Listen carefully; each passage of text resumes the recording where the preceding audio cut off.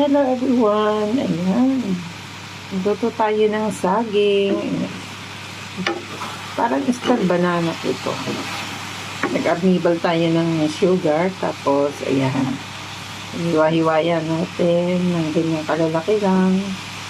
Tapos, yan. Nagyan natin ng konting tubig para maging brown yung sugar. So, ayan siya. May pang ano na tayo. May pang merienda.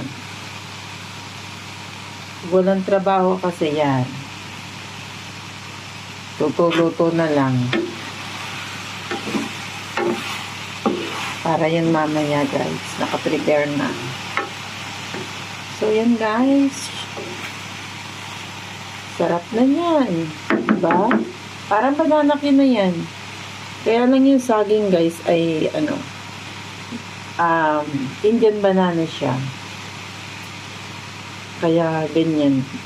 Pinakulo ko muna siya kasi iba yung lasa nito eh. Konting ano lang, konting kulo lang tapos ginayat-gayat ko. Ayan na siya. Tapos arnibal tayo ng sugar. Ayan. Napakasimpleng ano na po nito. Merienda. Diba? Napakasimple lang yan. Luto na yan. Tapos parang ano pa siya. Parang banana cue style. Kulang na lang sa kanya ilagay siya sa stick. Para yun mamaya. Wala kasi tayong trabaho. Puro bahay lang. Simula nung maging ano, medyo may putukan dito sa amin. Medyo hindi ligtas yung mga area. Kaya stay at home.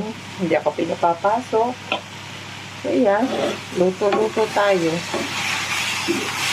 Pero kahit nasa sa bahay, maraming gawain, guys. Sa totoo lang. Maraming trabaho sa bahay. So, yan, guys. Kain tayo, mama, para mamaya yan. Ang sarap na yan. Sa mga mahilig sa matamis. Ayan. Pwede na ito. Ready to eat na. Diba? Simple lang na ano, pang merienda yan.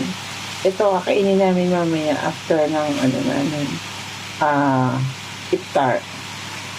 Ayan, para sa gabi, meron kaming makakain. Pero nagluto na ako ng maaga kasi mamaya, marami akong ginagawa dito sa bahay. Ayan.